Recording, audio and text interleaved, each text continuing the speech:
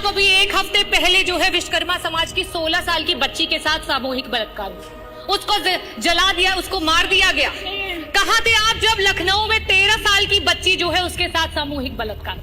कहां थे आप जब गाजियाबाद में 4 साल की बच्ची है उसकी बलात्कार करके हत्या कर दी गई? कहां थे आप जब मेरठ में एक दलित मां को मार दिया और उसकी बेटी को उठा करके ले गए? कहां थे आप जब कानपुर में एक 15 साल की बिटिया को उसका यौन शोषण किया जा रहा?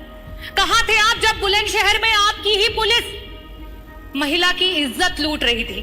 कहां थे आप जब घटना हुई हाथरस में, मथुरा में, मेरठ में, सुल्तानपुर में, कासगंज में, कौशाम्बी में, बनारस में, लखीमपुर खीरी में, उन्नाव में और फतेहपुर में बेटियां बर्बाद हो गई? कहां थे आप?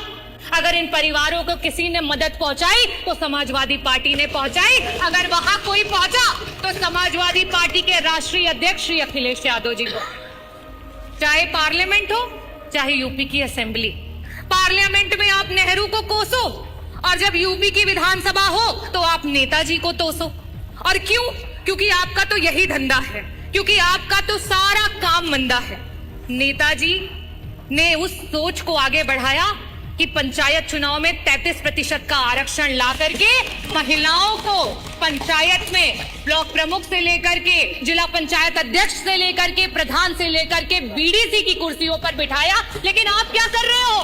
वो 33% का आरक्षण पा करके जो महिलाएं हमारी नेतृत्व कर रही थी उस चुनाव को ही टाल दिया, क्योंकि आपसे महिलाओं का नेतृत्व नहीं देखा जाता है। आप तो महिलाओं के नेतृत्व को दरकिनार करके सिर्फ नारी को नारा बना करके इस्तेमाल करना भारतीय जनता पार्टी का असली चेहरा। वास्तव में भारतीय जनता पार्टी को महिला के अधिकारों की चिंता होती तो 2023 सितंबर में पार्लियामेंट में सर्वसम्मति से पास हुआ बिल 2.5 साल बाद आधी रात में नोटिफिकेशन जारी नहीं किया जाता।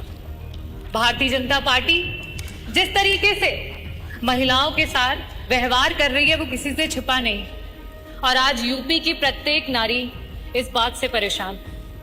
मैं कुछ चंद बातों से अपनी बातों को शुरू करना चाहूंगी कि मैं यूपी की नारी हूं, बेखौफ सताई जाती हूं, राम राज्य का झांसा देके बलि चढ़ाई जाती हूं।